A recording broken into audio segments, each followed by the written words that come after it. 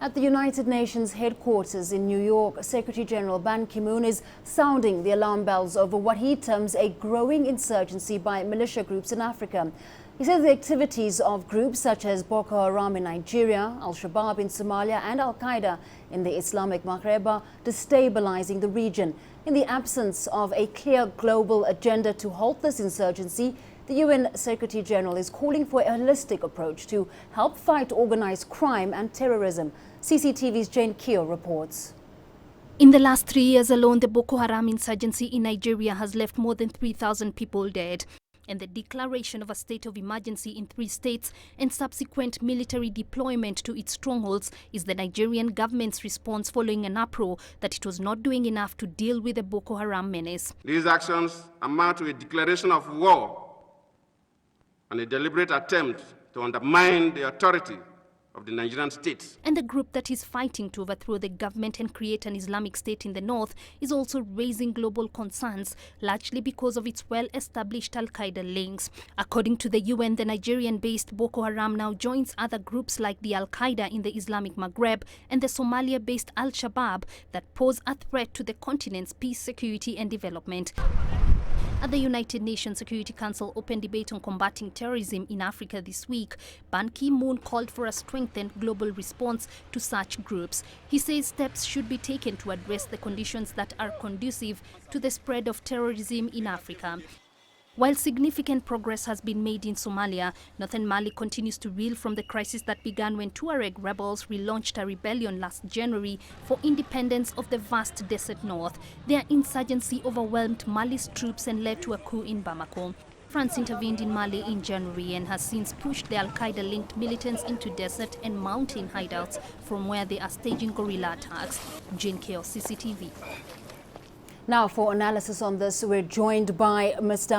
Abdi Rashid Hashi, the Deputy Director of the Heritage Institute for Policy Studies, that's in Mogadishu, Somalia. Welcome to Africa Live, Mr. Hashi. Now, Somalia has for years been described as a haven for terrorist organizations. Is that image changing at all?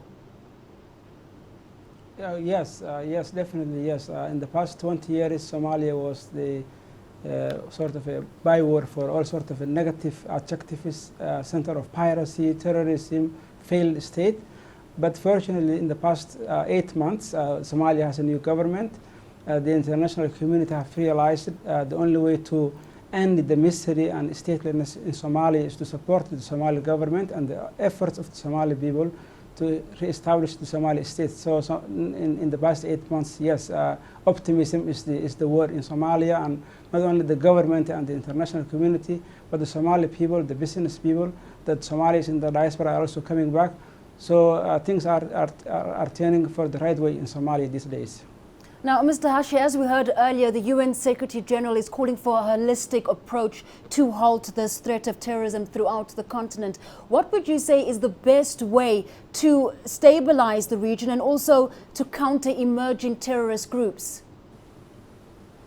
Well, the first thing is actually terrorism thrives when there is an absence of authority.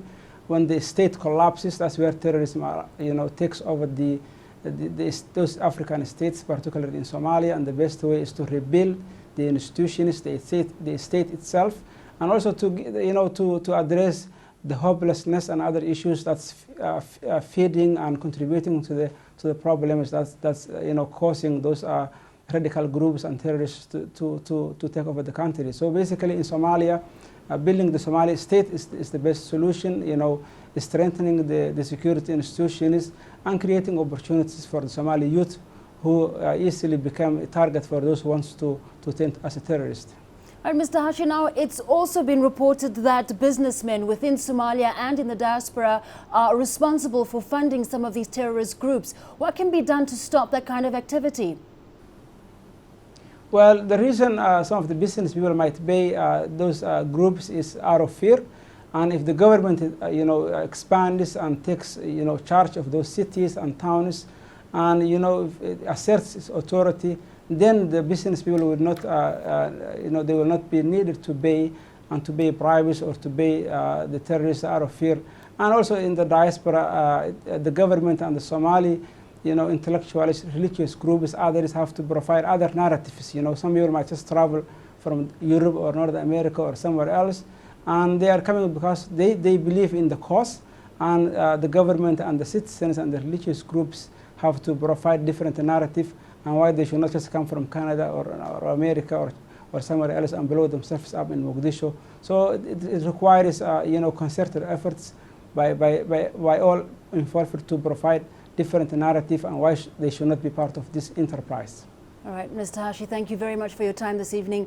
Mr. Abdi Rashid Hashi, the Deputy Director of the Heritage Institute for Policy Studies in Mogadishu.